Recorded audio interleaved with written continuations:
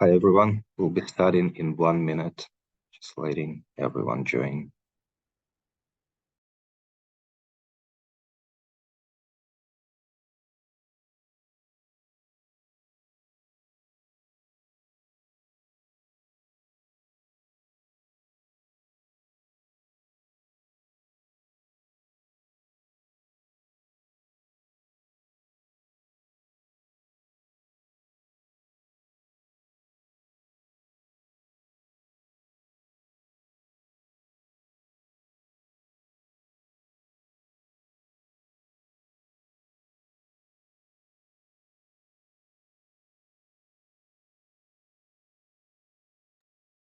Right. Good morning, good afternoon, good evening, everyone. Welcome. And yes, thank you for joining us for our webinar, Diversify and Thrive, Exploring Income Generation Models with Pact. My name is Dima Mikhailenko. I'm the Director for Capacity Development at Pact, Washington, D.C., and I will be moderating today's webinar. But let me start with just quick housekeeping. First of all, this session is being recorded and we will be sharing with you the recording afterwards. Also, we do have a simultaneous translation into Spanish and French available today. So I'll give a minute for you to choose the right channel that will work the best for you.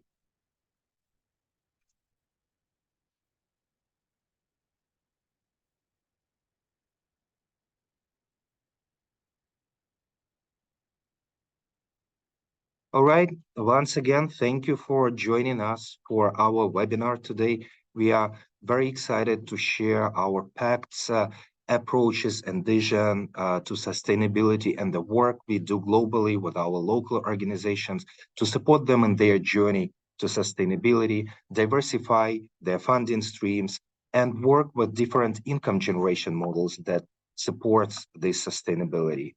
We have very interesting presentations today. We will start with Michelle Laird, Senior Vice President for Programs at Pact, who will set the scene and will share the overall Pact's vision for local partner sustainability and our Pact's vision on process to support with that. I will also talk a little bit about Pact's approach to business sustainability planning, key considerations, and how we are operationalizing our vision of sustainability strengthening. And I'm also thrilled to say that we have three amazing colleagues joining us today for this webinar to share experiences from different countries that Pact has working with different organizations in different countries, supporting implementation and use of different income generation models. We have Lesia Golchinska, the technical director for JC programs in Ukraine, who will be talking about engaging and partnering with private sector. We have Anita Dvinastiri, regional manager for capacity development in Indonesia, and she'll be talking about Pact's experience in supporting partners with social contracting. And we have a chief project director for Rwanda, Moise Mutabazi, who will be talking about Pact's work in supporting local partners with increasing donor funding portfolios. Without further ado, let me hand it over to Michelle for her presentation. Michelle, over to you. Great. Thanks so much, Dima. And good morning, good afternoon, and good evening, everybody. My name is Michelle Laird, and I'm the Senior Vice President of Programs at Pact. Pact has a 50-year history of working together with local organizations and communities to strengthen capacity to drive local solutions, development challenges, and increase sustainability. Indeed, strengthening the capacity of local partners to achieve their goals is at the heart of Pact's approach to development. If any listener here has heard me speak over the years, you'll know that financial mobilization is very dear to my heart. Financial resources are central to people's well-being individually and to community infrastructure and programs, to organizational health, and to local economies and services. So needless to say, I'm really pleased to join you today to discuss income generation models. Also, I'm very proud of the work that Pact does worldwide to help local organizations increase their independence and thus their ability to support communities to lead their own development. As of today, Pact has successfully transitioned over 140 local organizations to direct donor funding, and we have supported many more to expand their sources of income. But let's take a step back. What does it mean to be sustainable? A sustainable organization remains financially viable, organizationally fit, externally connected and resilient to external environment, all while meeting the needs of its stakeholders and fulfilling its mission. So we at Pact engage with local organizations to assess their strengths and opportunities and to work together with them to further develop areas that will help them thrive. For example, having worked together with an organization, identifying areas for strengthening, we may jointly apply our business sustainability planning and resources mobilization toolkit and training curriculum, but choosing only those modules that align with the organization's needs. It's really important to tailor solutions, to tailor assistance to exactly what is needed. So our focus is long-term organizational health. We prioritize approaches that support the enduring sustainability of our partners. No matter how long our support, whether we're working with an organization for a long time or a short time, we really ensure that the technical assistance we provide enables organizations to progress and consistently deliver high-quality services to the communities that they serve. So let's think about approaches. So we work together to co-create a foundation from which an organization or business can thrive. This can include promoting an enabling environment, skills building such as strategic planning, financial management, and marketing. And in the case of individual entrepreneurs, it can include increasing self-confidence. Establishing and nurturing partnerships is a strategic focus for us. We place a strong emphasis on not only being a reliable partner to local organizations, but also in assisting them in developing sustainable collaborations within their systems. And that's really important. This is crucial for various income generation models, including social contracting and engagement with the private sector. Trust in relationships is really essential. So one aspect of sustainability is financial viability. Diversifying income streams is crucial for small organizations and civil society organizations for several reasons. So financial stability is one of those. Relying on a single source of income puts organizations at risk if that source diminishes or disappears. So diversification helps in creating a more stable financial foundation, reducing vulnerability to economic fluctuations or changes in funding. Also, risk mitigation. Different income streams may be subject to different risks. Diversification helps mitigate these risks by spreading resources across various sources, making the organization more resilient to unforeseen challenges. Enhanced fundraising effectiveness. Diversification allows organizations to tap into different funding segments, and so this can lead to more effective and comprehensive fundraising strategies. Adaptability. Diversification allows organizations to adapt to changing circumstances. If one funding source declines, having alternative sources in place enables the organization to adjust more smoothly to new financial realities. Also, increased independence. Relying on one single large donor or funding source can lead to a dependency relationship. Diversification promotes financial independence, allowing organizations to pursue their mission without being overly influenced by a specific donor or funding stream. It also helps with innovation and growth. Exploring various income streams encourages creativity and innovation, and it may lead to the discovery of new opportunities for revenue generation, partnerships, or projects that contribute to the organization's growth and sustainability. Broader impact. Diversified income streams can provide the resources needed to expand programs, reach more people, and have a broader impact on the community or the cause that the organization serves. And finally, what we're here about really is long-term sustainability. Organizations that diversify their income are better positioned for long-term sustainability. This approach helps them weather economic uncertainties, changes in public interest, or shifts in policy priorities. So in summary, diversifying income streams is a strategic approach that enhances the financial health, the adaptability, and the long-term sustainability of small organizations and civil society organizations, enabling them to really better fulfill their missions and make a positive impact on society. So what are a few key takeaways?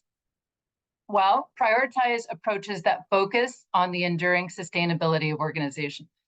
Recognize the importance of the whole system in which the organizations exist and deliver. Create conditions in and with which individuals and organizations can independently continue to build, assess, reflect, and adapt, and diversify income streams to enhance resilience and long-term sustainability for positive impact. Thank you very much. I'm really looking forward to hearing all of our panelists. And now I'll turn it back to Dima, who will share more on the application of our sustainability and sustainability strategy and our approaches. Thank you. Thank you, Michelle. Thank you very much for setting the scene and sharing these insights of our vision of sustainability, key recommendations, and overall strategic vision on how we are approaching the technical assistance in supporting the strengthening of sustainability of our local partners.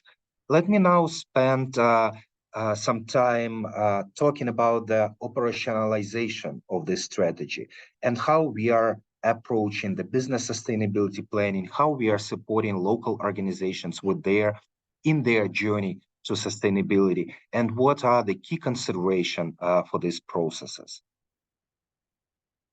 Well, allow me to start with sharing our approach to sustainability and its components. As Michelle mentioned, we at Pact look at sustainability very holistically.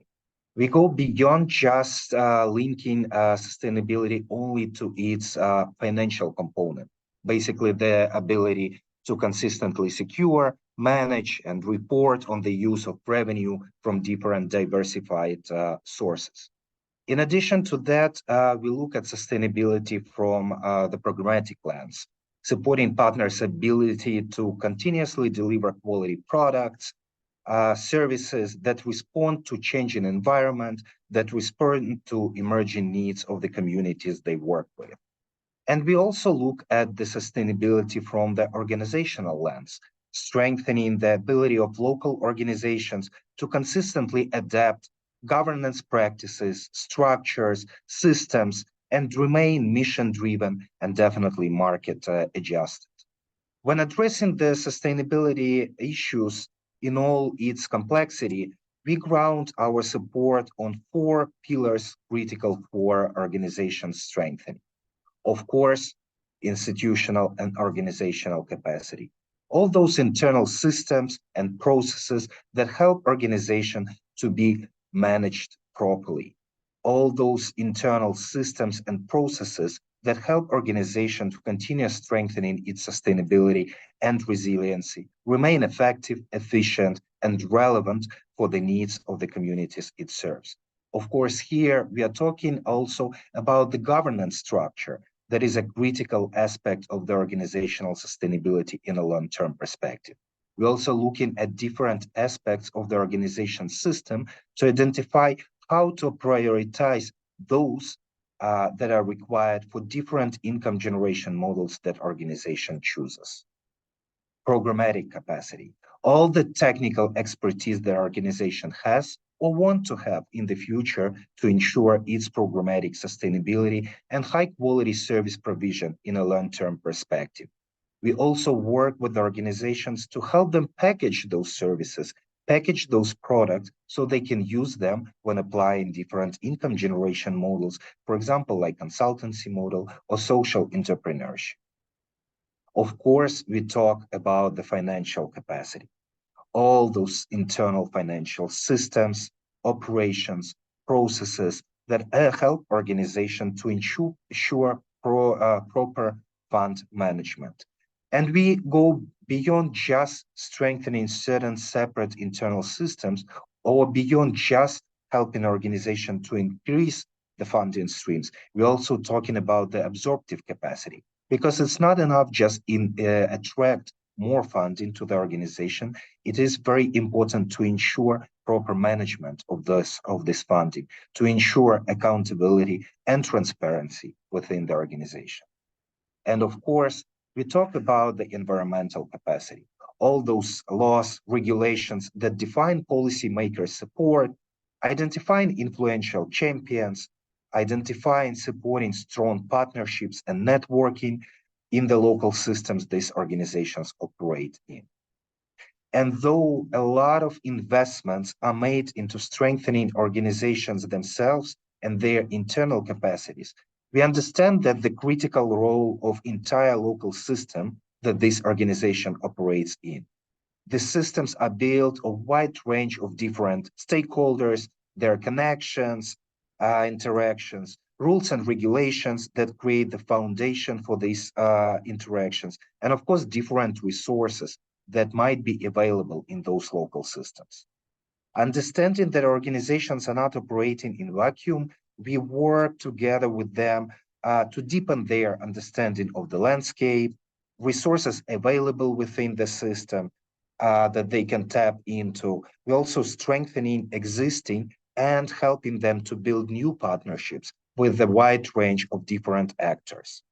Of course, behaviors and mental models that exist in those local systems are also critical component for choosing, for example, the appropriate for this specific context income generation model, and thus identifying key steps towards long-term sustainability. And now let me take a moment to talk through the process of business sustainability planning and how Pact uses and structures it. It is critical to start with the high-level strategic vision before we dive into operationalization of the business sustainability planning steps. Working together with partner organizations, we help them to review their strategic vision, look at different strategies and approaches that can be applicable according to their unique niche in this local system. And it is also important to consider how the strategy aligns with the organizational mission. Speaking of the local system, we are allocating enough time to help local organizations, our partners, to better understand this landscape, map key players, potential competitors, and of course, identify different enablers and barriers that may exist in the local system and of course influence the efforts of local organizations towards sustainability. Being clear on strategic vision, on organizational niche, helps us to unpack different income generation models that partner organizations can consider for their own purposes. And I will talk a little bit more about these models just in a minute.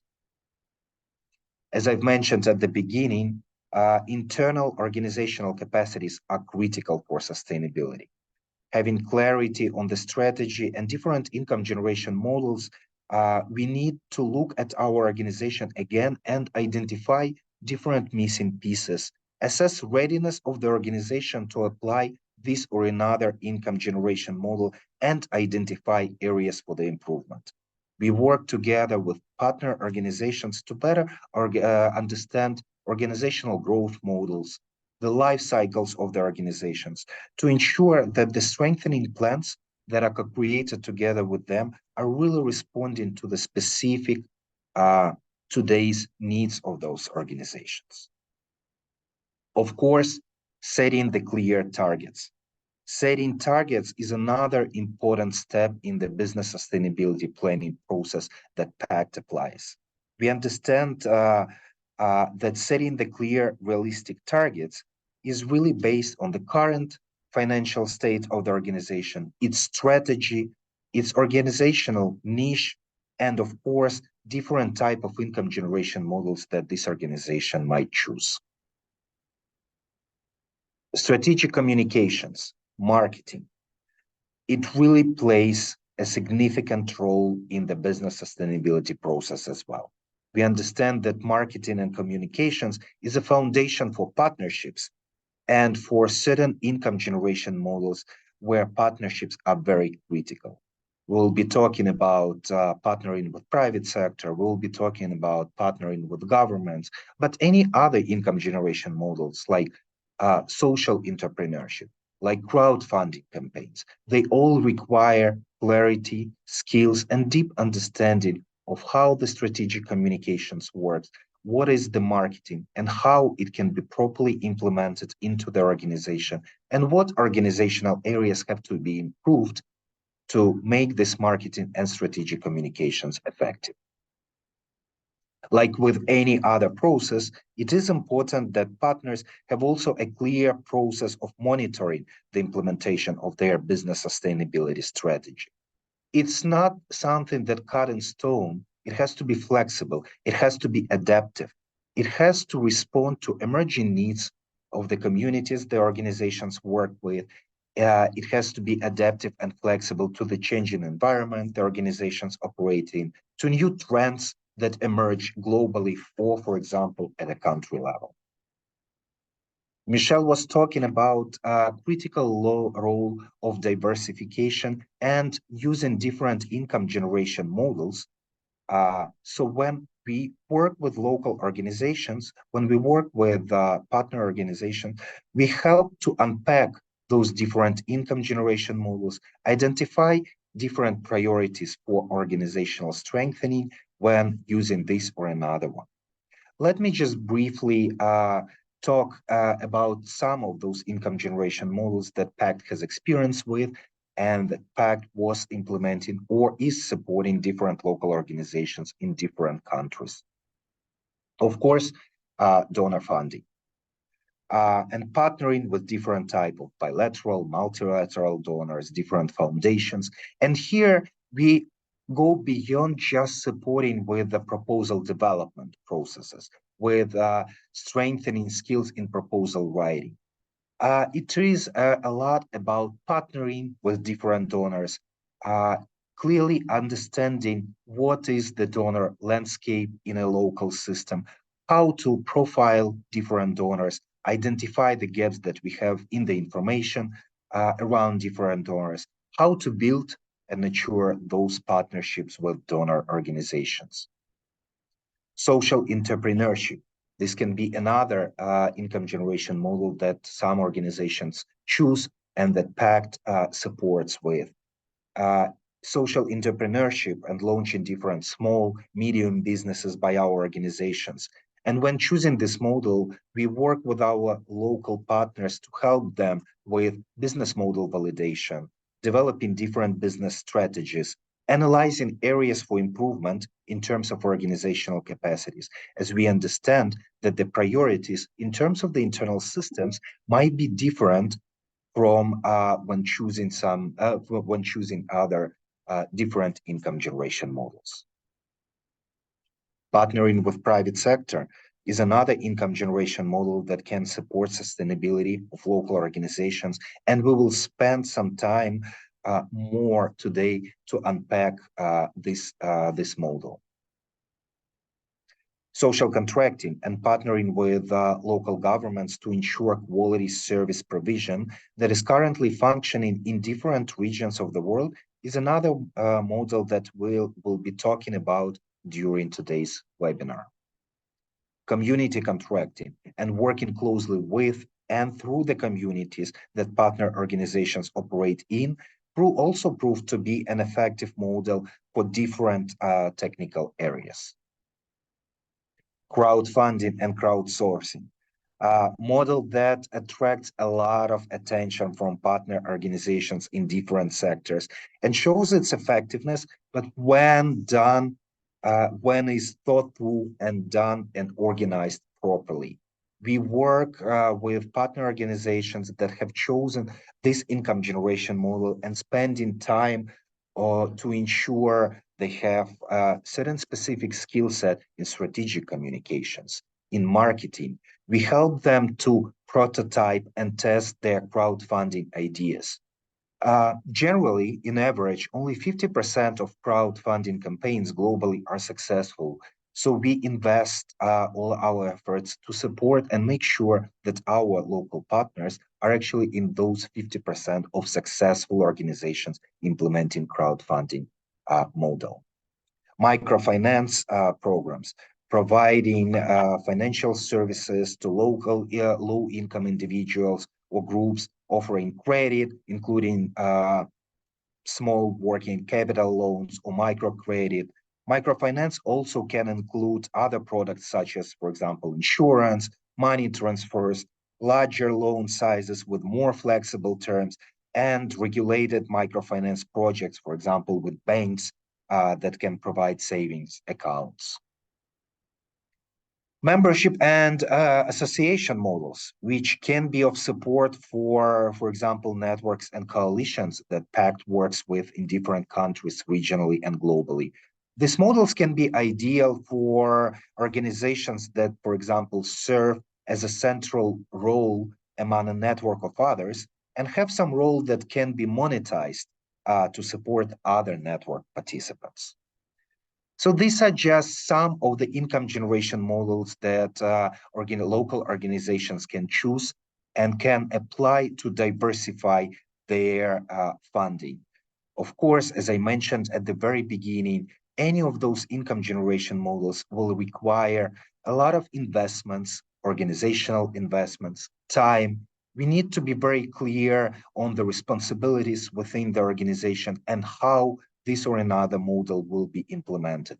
It is very critical that we do focus on the organizational internal capacities to ensure that our local partners have proper systems in place to manage this or another income generation model. And of course, we should always recognize there is a local system.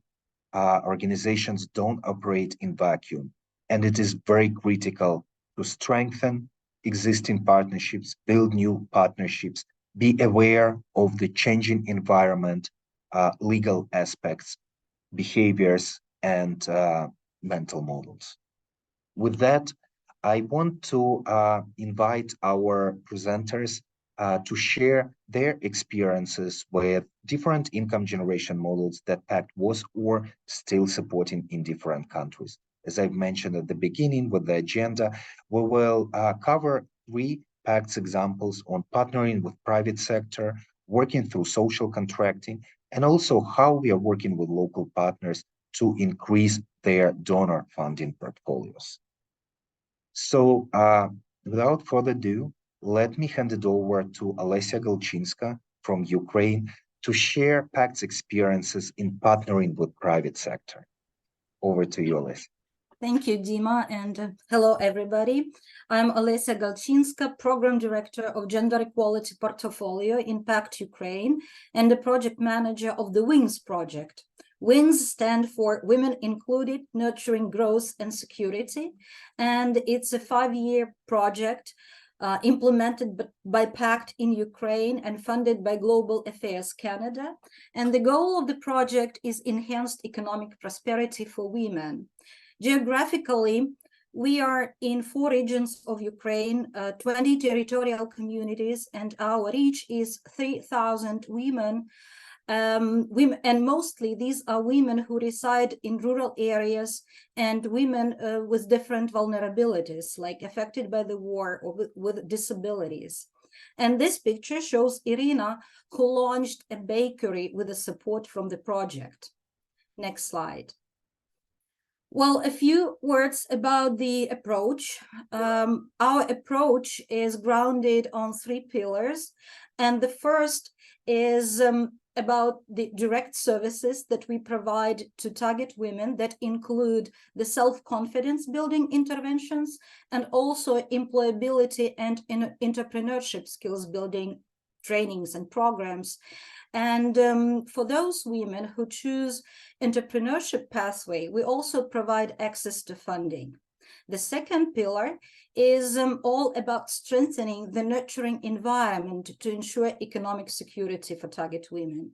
And the third is the capacity development work, aimed at increasing the capacities of civil society organizations and public agencies to advance women's economic empowerment agenda. And this picture shows Natalia, who used to work in local administration but lost her job due to redundancy. She joined the project, and with the project support, she managed to, well, she had geese at her house, and with the project support, she developed this into a business model, and now she produces and sells goose meat and canned meat and goose down blankets. Next slide, please. Well, engagement with the private sector is one of the key highlights of the WINS project. And there's a story behind this that I will share a little later. But first, a little of theory, which is grounded on the WINS experience. It'll be a brief lecture, but no worries. It'll be very informal. So engagement with the private sector is like a love affair. You pair first, and then you need to understand that that's exactly your match. And if it is, then you start developing a relationship. So to find a pair, you need to get out and socialize. So you need to attend events, meetings, conferences, just go out because you can't sit in the office and just wait. And of course, there should be a need that drives you, but usually no problem with this, as in the development sector, we always want and need more than we have. Then when you find a pair, you need to feel if there's a special connect between you. I think you will feel it. It comes very naturally. And then you start communicating. And while communicating, you need to weigh your similarities and dissimilarities. And of course, this stage may require a bit longer time, but it's worth it. Talk to this person and find out whether your views and beliefs match. And it's not about like cat and dogs, watermelon and melon, zucchini or eggplant. No, it's about serious matters. It's like, what do you think is the best way to promote gender equality in Ukraine, or community development and engagement, or resource mobilization? So listen carefully and weigh the dissimilarities. Well, there are some signs of a perfect match, and it's understanding each other easily, it's enjoying being together, and effortless communication. And the picture is here because for me, bread and butter is a perfect match. Next slide. So you find the pair that seems to be a perfect match, and now it's time to build the relationship. And the relationship will work if you understand each other's needs and hopes, like you share the same values, if you communicate effectively, and if you are ready to celebrate success together. Next slide. As soon as you have one successful relationship that grew into a partnership, and when it has a visible impact on your project implementation, then the snowball effects come into force. And one successful partnership will bring you the second and the third and the fourth. Next slide. And now at last, the WINS case. First, about the need. When we were designing a project in Ukraine, and it was like back 5 years ago, we understood that given the award amount, we will have limited resources to support women entrepreneurs. And we were well aware that access to seed funding is a key enabler of small business development in Ukraine. So we had a clear need to attract more resources to support women entrepreneurs. And we started moving, guided by this need, and trying to engage private company or private companies that will provide us these resources. And at this slide, I want to share the results of our work. And then I will tell you what exactly we did to get where we are now. So now in the WINS, we have two kinds of support from the private companies. The first is the direct funding that comes to our partner CSOs in a form of the grant and is being used as a seed funding to purchase equipment and materials for early stage women entrepreneurs. And second, to replicate the whole project model in more communities, so to expand geographically. And the second kind of support is pro bono support in the form of mentoring, participation in the events as speakers and experts, and serving as the members of the selection panels, because we administer seed funding to target women on a competitive basis. Well, don't pay attention to the process diagram. I'll get to it later. Here you can just see the names of the companies that provide different kind of support to the project. Next slide, please. And this slide describes what exactly we did to grow and bolster the relationship with the business companies. And I'm not going to read all the bullets, but I just want to emphasize that regular communication is really crucial. And even if there was lack of a formal occasion, I would still drop a line to the contacts in the business companies, asking how things were going, or sharing a story, or tagging them in the social media, or simply congratulating on a holiday. And speaking about the stories of beneficiaries, we call them in the project the stories of change. This is important.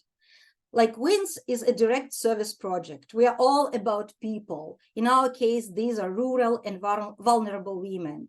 And we are all about a change that the project brings into their lives. So we have tons of stories, and we do invest time into collecting them and putting them on paper or even filming them. And today we have a collection of more than 50 plus stories of change.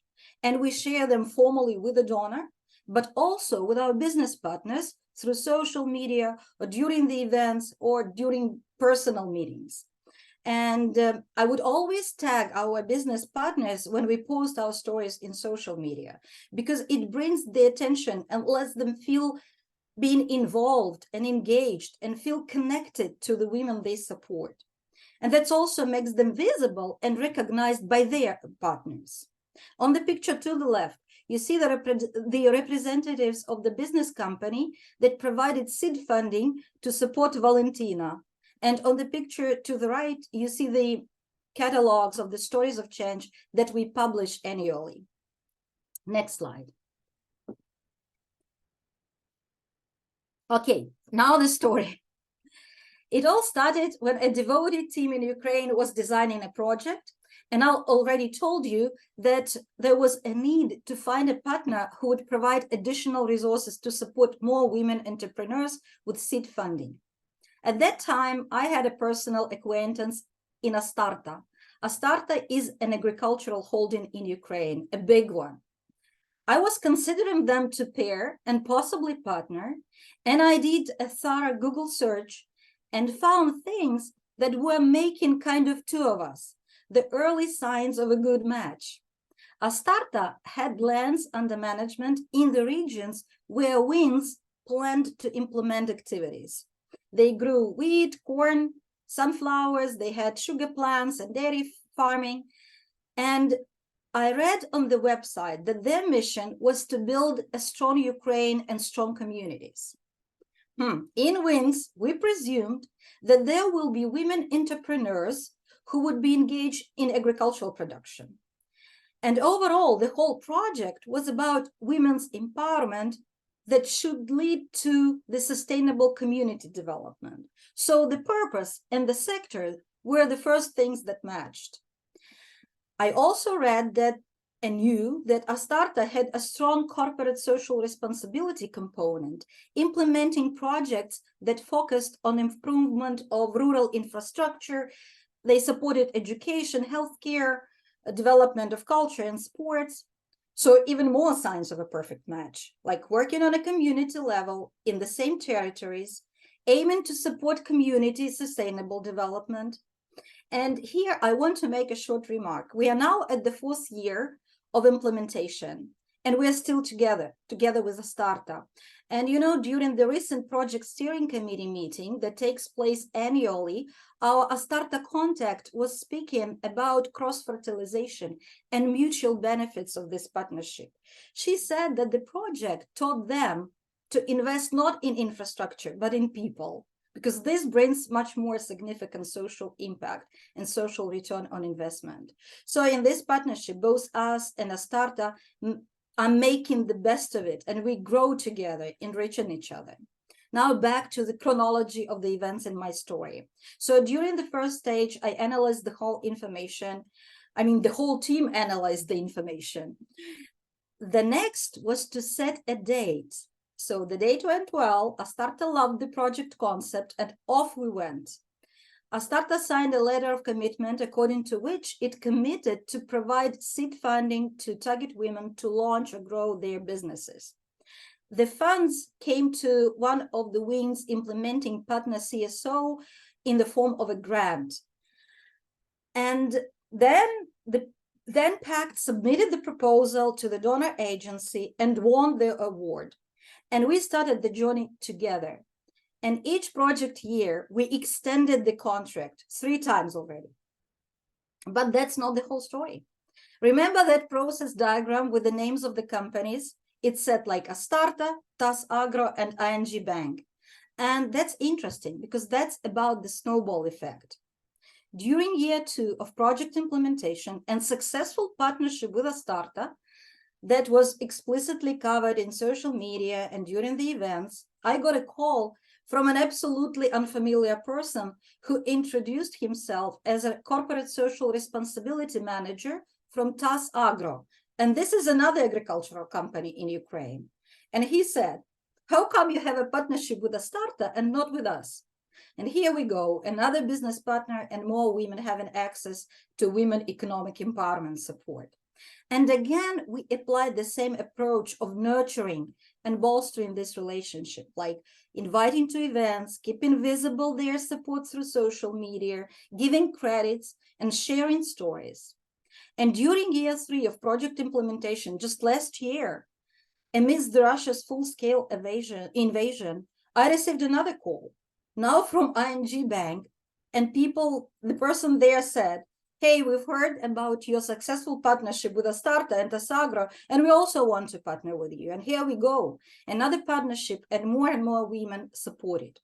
The funding from these 3 companies was provided in the form of a grant to WIN's implementing partner. The funds from Astarta were used as a seed funding to support more women entrepreneurs, and the funds from TAS Agro and ING Bank went to replicate the whole project model in additional communities, in additional territories. So as of today, the project is active in 20 territorial communities through donor funding, and in additional 3 communities through the funding from business companies. So what lies at the core of private sector engagement? It's the understanding of the following. First, we used to think that seeking profit is a primary business purpose, but for modern companies, it is not. As people within the business have to be passionate about what they do and why they do it, it must be grounded on the values and the purpose that is not about making money. So we in the development sector should seek partners with similar values and make an offer that will match their purpose. Like we in Wings, I mean, both Wings and Astarta, we have the same purpose. We aim for sustainable community development.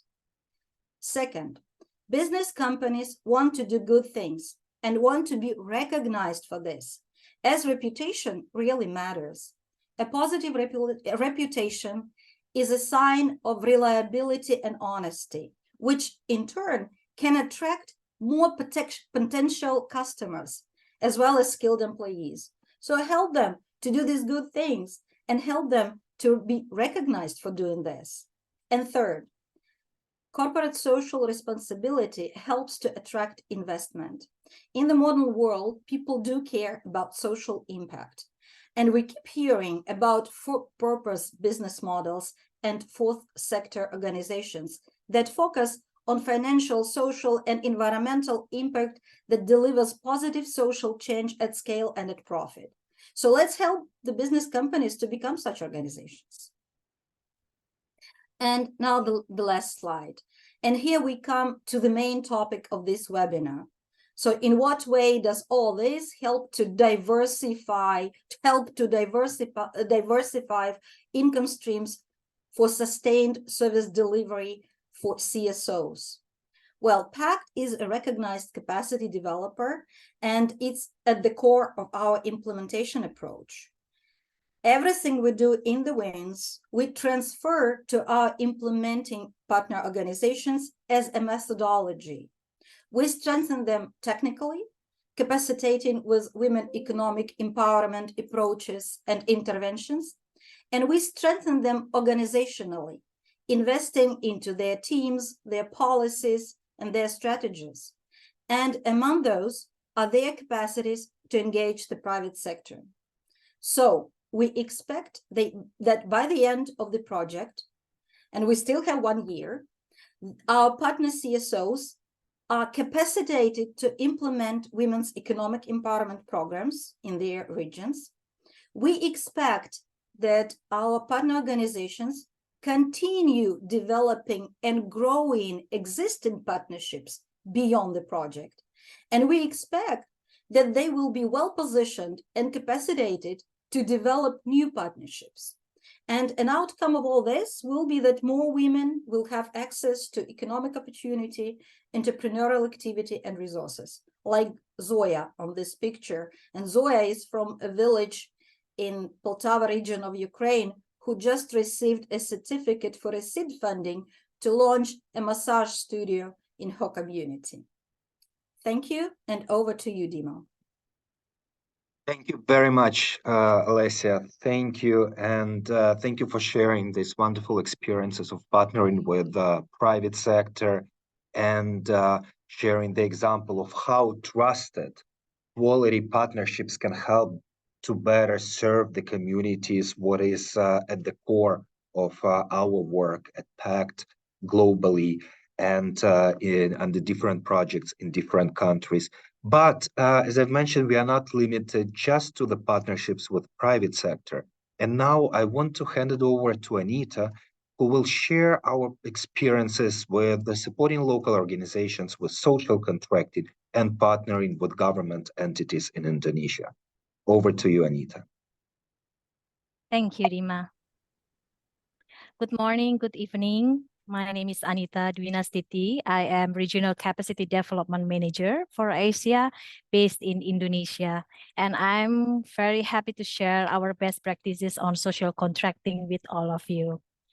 So EPIC project overarching goal is meeting targets and maintaining HIV/AIDS epidemic control, a buy-in project for Indonesia. The project life is 5 years long, and EPIC is a buy-in continuations from Linkages, a global consortium project to eliminate HIV/AIDS transmissions. Pact has been working to strengthen Indonesia HIV-led local organization capacities since 2015. And in EPIC, Pact supported Objective 4, which are support the transitions of prime funding and implementation to capable local partners to meet USAID PEPFAR's goal of 70% of funding to local partners and prepare local partners to receive direct funding from government in Indonesia. And my presentations today will highlight how we were preparing local partners to receive direct funding from government of Indonesia. To obtain the Objective 4, Pact applied 2 ways of approach. First is increase local partners' capacities to diversify their financial resources, and fourth, coordinations and knowledge sharing within networks through the South-to-South mentoring mechanism. I will also be outlining the steps on how to secure government funding based on our FIT practices. It starts with mapping and profiling government agencies. So the first thing is identify government offices in your program sites and make a list of their priorities, programs, and budget. We were also taking notes on their past investment in civil society organizations, if any. And then find similarities. This exercise aims to research appropriate agencies or ministries and departments to understand priorities, policy considerations, financial caps, including limitations on procurement and subgranting mechanism. Identify points of contact or lead person, not only for program, but from finance departments as well. Understand the timeline for proposal submissions. In our context, government ministries and offices often do not publicly announce solicitations. However, this information is internally available. They may disclose this information to local partners if we develop a good relationship and reputation. Initiate engagement and establish connections if the priorities of government agencies align with ours. In the past, when we were helping local partners to do like mapping and profiling, we discovered several government agencies that do not support the missions of grantees. In such cases, it is advisable to avoid approaching these government agencies. And after mapping and profiling, our next step is building your case. So when building your case, examine the amount of money allocated by the office to support civil society organizations, because the number of ministries and government offices that allocate funds for civil society organizations is very limited. Therefore, collecting accurate information before building your case is very crucial. Develop your proposal in close coordinations with your mentor. Choose your mentor wisely by considering their technical expertise, but also their social contracting experiences. Budget properly. Be aware of limitations in procurement and subgranting mechanisms. In our context, the government subgranting mechanism does not allow staff salaries and overhead costs. And then highlight the tangible impact through data analysis and visualization rather than relying on the historical narrative of the organization. Show how your organization's achievement contributes positively to the development in the region. After building your case, know your capacity and level of readiness, such as assess your capacity, and in our context, involve self-rapid screening, which Pact developed with Family Health International during EPIC project. This type of capacity assessment will be useful for organizations to diagnose needs for improving processes that help the organizations remain compliant with government legal requirements. Identify your strengths and gaps. Following the assessment results, strengths and gaps could help an organizations to be more targeted in understanding their context around social contracting and chase what is lacking. Engagement in capacity strengthening events also beneficial to stay updated on news related to social contracting. Participations in several coordinations meetings with government officers also plays an important role in establishing a professional yet trustworthy relationship with the officers. Monitor your proposal stages by regularly connecting with the government point of contact will be our next important steps. So the picture on the slide shows how the program manager and coordinators were really tracking their proposal by visiting a counter that is open to the public for requesting the stages of their letter of proposal. On the other picture, program manager and some key personnel of local partners met with one government officer to clarify their proposal stages.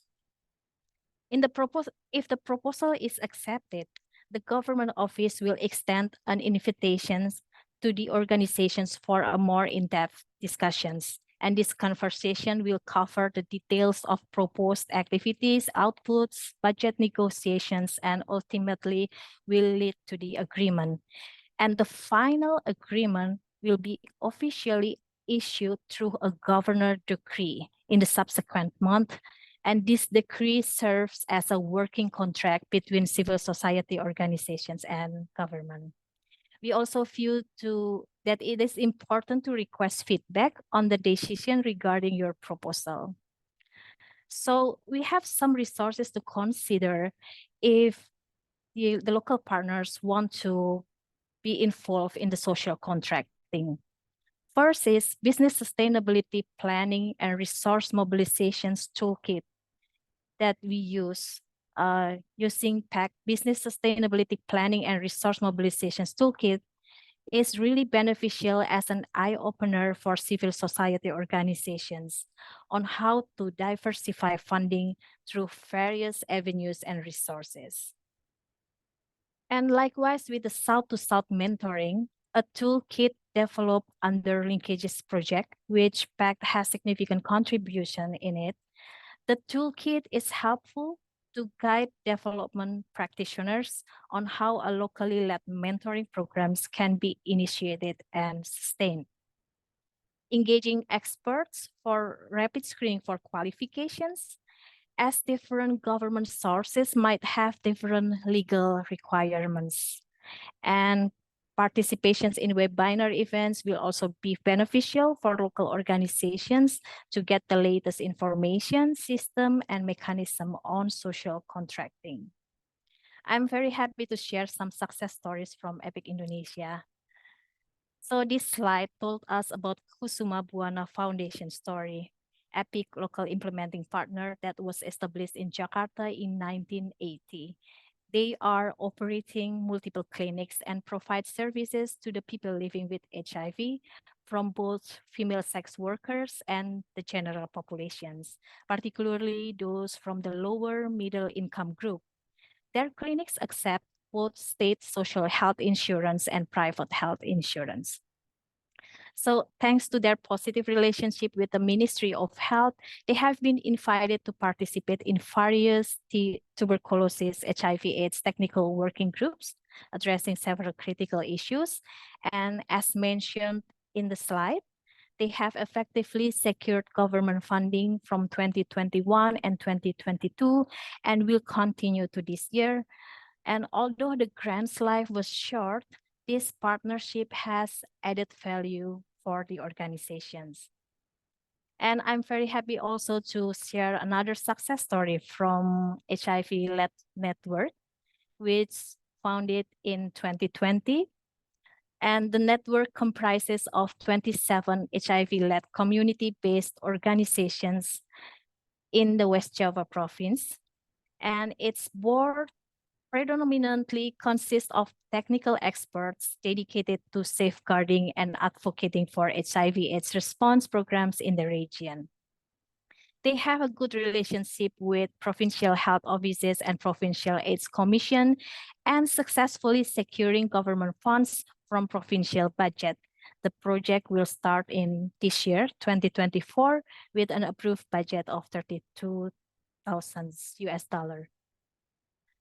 So during the process, we faced several challenges, but we also collected lessons learned, such as low political interest from government due to high stigma and discriminations has caused low engagement of HIV-led or LGBTQ-led organization in the regional development planning meeting. And there is no clear call for proposal mechanism for each type of social contracting. We have plenty of social contracting types. Therefore, trustworthy relationships with government play a key role. And there were issues around accountability that made government agencies not interested in contracting civil society organizations. And also delays in the cost reimbursement process have made CSO or civil society organizations spend their extra money on the project before getting the reimbursement. But apart from challenges, we also have lessons learned, like Pact Business Sustainability Planning Toolkit is a great tool that will enrich knowledge on how to, and likewise provide alternative resources to funding diversifications. Nonetheless, not all civil society organizations need the same income generating model as others. Thus, contextualizations of these toolkit components is crucial, particularly for nascent organizations. We also view that peer learning platforms and the mentoring mechanisms for civil society organizations are crucial for knowledge sharing among the members. On top of that, advocacy for the government is instrumental in rolling out social contracting model.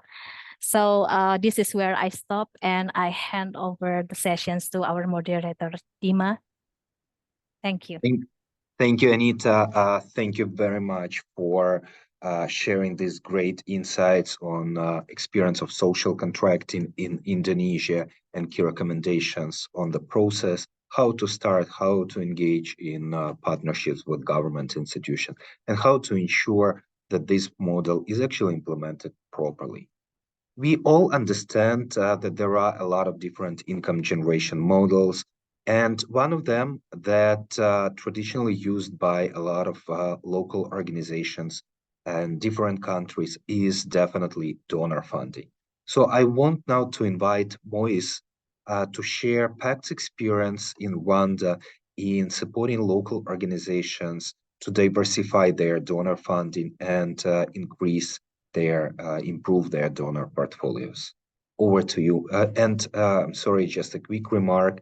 I want to pay your attention. We do have a Q&A section. So if you do have questions, please leave them in a Q&A box and we will try to address at least some of them. Over to you, Moise. Thank you, Dima. Good morning, good afternoon. As Dima said, my name is Moise Mutavasi, and I'm the Chief Rwanda Project Director. And my presentation will be talking about Pact's experience through Achieve in supporting local civil society organizations to increase their funding portfolio, but also their funding streams, funding sources. Maybe starting with a little bit of background about the projects. Achieve is a global mechanism which is implemented in 9 countries, and it's funded by USAID with a goal to reach and sustain HIV epidemic control among pregnant and breastfeeding women, adults, and infants and children. It was launched in Rwanda in July 2020 to deliver OVC and DREAM services in 4 districts of the country. Coupled to the service delivery, Achieve had a mandate to contribute to PEPFAR goal of transitioning its funding to local civil society organizations, where we're able to transition to civil society organizations to become prime on USAID funding since August 2022. Since October 2022, the project shifted from service delivery to focus more on the technical assistance and capacity development to 5 local civil society organizations who are currently implementing OVC and DREAMs in 13 districts of Rwanda. Achieve's current goal is to have capable local partners who lead and manage OVC and DREAMs activity programming that improve access to HIV and other socio-economic services for vulnerable OVC and adults and girls and young women here in Rwanda. So it has its strategic objectives, but to make sure that we reach this, the project applies 5 technical pillars or 5 technical approaches.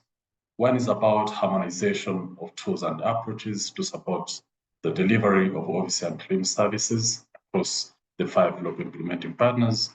So the second is about capacity development support using the Pact developed integrated technical and organizational capacity development tool. The third is about promoting peer learning and knowledge exchange across the local actors. And the fourth is about transferring leadership to lead technical components as well as the systems. And the fifth is about data use in decision making. Speaking about Pact's experience in supporting local civil society organizations, in increasing their donor funding. This requires a comprehensive process and step-by-step approach. But also it helps to make sure that we are also tackling different organs or structures within that organization, including board members, executive managers, as well as the technical staff, to make sure that all of them are contributing throughout that process. The first activity that we did was to engage the executive leadership, including the board members, to make sure that we have their buy-in and they are committed in supporting the rest of the process. I don't know the context in other countries, but speaking about Rwanda context, the board members is a critical organ in supporting the organization growth to make sure that they understand their roles and responsibilities, but also promoting accountability and ownership in supporting the organization growth. Pact was able to provide on-site coaching and support, delivering trainings, while the local civil organizations are developing their strategies and plans, as well as supporting the implementation of those already developed. This includes a training of the technical staff and managers, as well as the board members, on business sustainability plan, which also has income generation models as one of the components. And also we supported them to identify, which models fits their context and needs of each individual organization. As the resource mobilization involves proposal writing, we're able to train on proposal development, including the donor profiling, opportunities mapping, and how to engage with the donors. As the local CSOs started developing their individual business sustainability plan and resource mobilization strategies, we worked with external consultants who were hired to support the local civil society organizations to develop their individual business plan. So we're organizing some workshops, while also we provided assistance to individual organizations through on-site support whenever they raise any needs, and based on where they are, to make sure that we are providing insights and support for the successful development of those key documents. As a result of their commitment and looking at the importance of what they have come up with, they had an interest to go back and revisit their strategic plan and make sure that these are aligned to the developed income generation models and the niches already identified from this process. Speaking about institutionalization of income generation models, after identification of income generation models, which includes the donor funding, which I will elaborate it more in my next slides, the membership contribution and private sector engagement also decided by the local CSOs as a key strategic approach in raising funding, that also a supplement to donor funding. Speaking about just one example, if the donor project's scope is not capable to address all the needs of targeted groups, they could use those resources generated from other funding sources for them to be able to address the needs. The local CSOs were also able to institutionalize fundraising strategies and structures, including putting in place a proposal development team with a team lead to lead the donor mapping, opportunities identification, proposal development, and any donor engagement. And for them to be able to reach where they intend to be, they had to set every year fundraising agenda and targets. And then at the end of the year, they measure how far they were able to achieve and discuss new strategies on how to hit their targets. Other strategies included communication, using their social media platforms, where it's easy while visiting their website to see what their programming areas are, what are the key successes, and be able to attract new potential donors.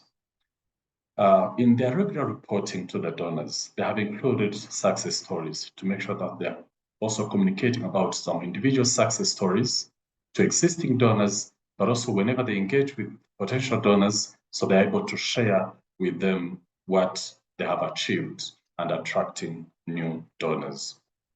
The integration of business units for self-reliance was another aspect they considered as a supplement to the donor funding, such as if it's an HIV project which has no, for instance, nutrition components, food security, so they could take from their business incomes to contribute to the overall health outcomes. Membership contribution and monetizing staff skills were also other priorities identified, where the board members could easily contribute in the proposal development and other fundraising efforts within the organization, and doing some consultancies as a way of multiplying funding streams to supplement the donor funding.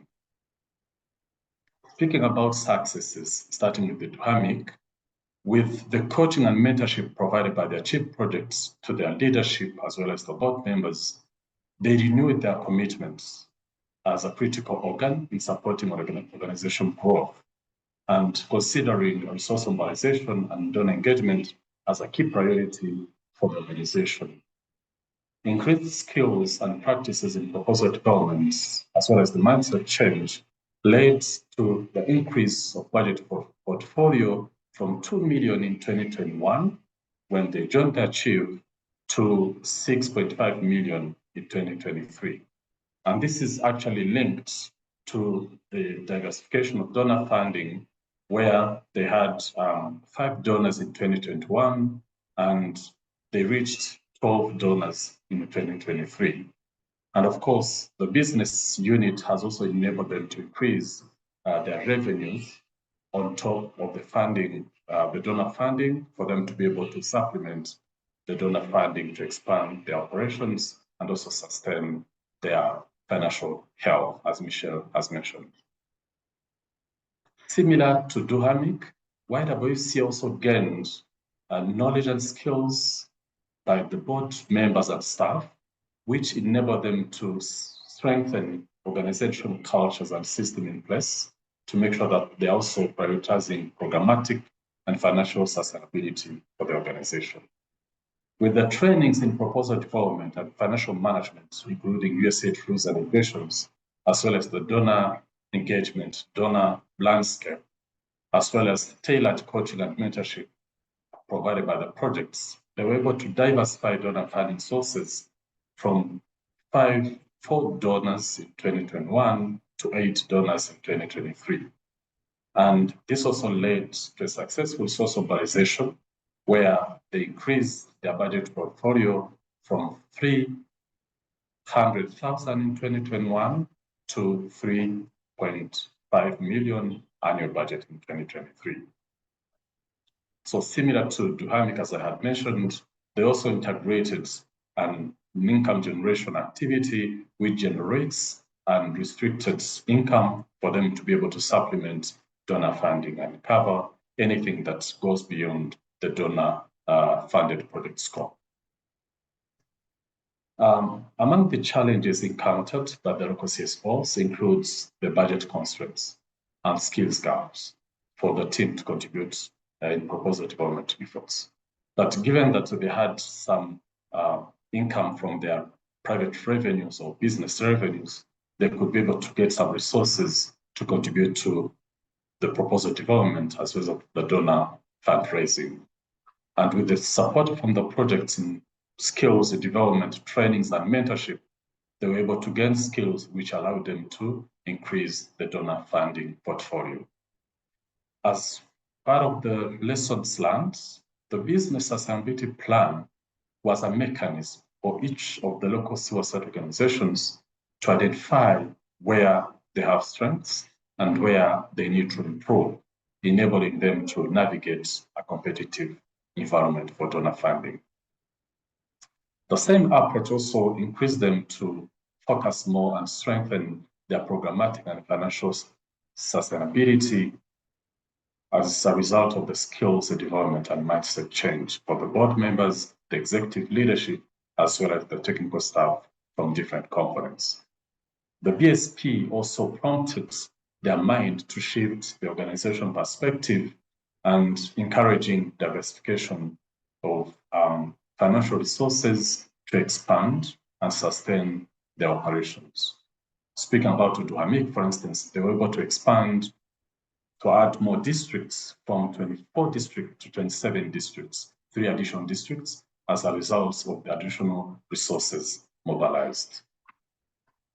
Thank you so much for your attention. I will hand over back to the moderator. Over to you, Jim. Thank you, Moise. Thank you very much for this insightful presentation and very interesting point on and how critical it is to actually institutionalize income generation in their organizations and not treating it as just a side, like separate activity. We do have some time left. I know there's so much to talk more and cover on the different income generation models and then continue unpacking them. And I'm sure we'll have a lot more opportunities. But for now, we do have some time for a couple of questions to our presenters from different countries. So I invite you, Lesia, Moise, Anita, to turn on your cameras. And let me start with a question to you, Alessia, around partnerships with the private sector. If you could tell me just one key recommendation to the civil society organization that is intending to engage with the private sector. Thank you, Dima. Thank you for the question. And I would say that a very important thing is to try to engage a private sector partner as early as possible, preferably at the design stage, because in this way, it will give them the feeling of ownership and buy-in, and it will give time the CSO, to have enough time to work on this relationship and to make the best of it. And then when you grow it together, then I think like 80% that even when the project ends, you will have this private partner supports beyond the project within different projects. So start as early as possible.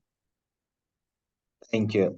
Thank you very much, Lesia. Moise, you actually raised a very interesting critical aspect regarding the involvement of the board of the organization into the business development processes. And I know you've had successes with that, and you were talking about those successes during your presentation. So could you tell us more and maybe provide some more insights on the strategies how to enhance the board engagement into these processes? Thank you, Dima. So the first one would be to foster relations, building relationship with the board members. And through different engagements and building that trust, so to be easy to communicate with the board members and mobilize their engagement in supporting that process. That could also be an entry point to make sure that they understand their roles and responsibilities in supporting that process. The second is about developing talent, skills development, and encouraging the board members to diversify their skills, experience, and expertise in supporting the process. So then from there, any capacity development effort that we are doing needs to engage the board members, providing particular session with the board members to provide mentorship and coaching for them to understand how critical their role is in supporting the organization growth. And the third is about promoting accountability and communication. They may even have seen this in Rwanda happening, where the board members defines their performance objectives as a group with a target on how they will be supporting any resource mobilization efforts, and keeping in touch with the executive management through regular meetings to understand where the organization is and where the management is stuck for them to be able to provide support. Over. Thank you. Thank you, Moise. This is super helpful. And let me turn now to Anita. It was very interesting to listen to the experiences on social contracting, the key considerations, and how to ensure the proper process is in place. And you were mentioning very important point on the accountability and transparency. So if you can share with us, our participants, how can CSOs actually ensure this transparency and accountability throughout the implementation phase of the projects under the social contracting? Thank you, Dima, for the questions. So under the implementations of social contracting, EPIC local partners, as well with the other CSOs, can ensure transparency accountability by first is establish a clear lines of communications between organizations and the government, such as regularly update government stakeholders on the progress, challenges, and outcomes. Use accessible and understandable language to ensure that information is easily digestible for the government. And the second that we learned, also maintain detailed documentations on the social contracting project, adhere to the reporting deadline, and keep the government informed if there is any setback or deviations from the initial plan. Be willing to adapt plans and strategies also plays a crucial key roles here based on feedback and changing environment. Local CSO or local partners who demonstrate flexibility in response to unforeseen challenges will most likely succeed to the next implementations. And consider to conducting independent audits to validate projects' adherence to the transparency and accountability standards. So that are our lesson learned. Great, thank you. Thank you, Anita. Yes, and yeah, reputation is very critical no matter what income generation model we are talking about, and transparency, accountability definitely contributes to that. And speaking of the reputation, Alicia, we have a question from the participant around the strategies that can be used to prevent the possible negative impact of on CSO's reputation. Because there is sometimes the perception among certain groups, certain people on private sector and working with private sector. So the participant is asking how to prevent this negative influence on the reputation. That's an interesting question. Actually, I think it doesn't really apply too much for Ukrainian context. But anyways, I think the strategies are absolutely the same. While preparing, as I told you, while choosing a pair, you need to do a lot of prep work. So I would recommend to do a thorough Google search, desk review, and to find out, about the purpose of the business company and the values of the business company you're going or want to partner with, and then meet and then talk and then weigh those similarities and dissimilarities I was talking about to find out whether the values really match. So it's all about the prep work and meeting and deciding and weighing similarities and dissimilarities before you actually decide to partner and sign any contracts. Thank you, Alessia. Moise, speaking of the donor funding and especially the part on the landscaping and identifying different potential donor funders that we could partner with, how you would recommend to start the search? What approaches for donor mapping prove to be effective in your work? Thank you for that question. So the best way to deal with this would be to, first of all, consider being a member of different networks, look at different networks, and start doing the donor mapping of those donors who are working in the country, and start approaching those donors for possible partnership opportunities.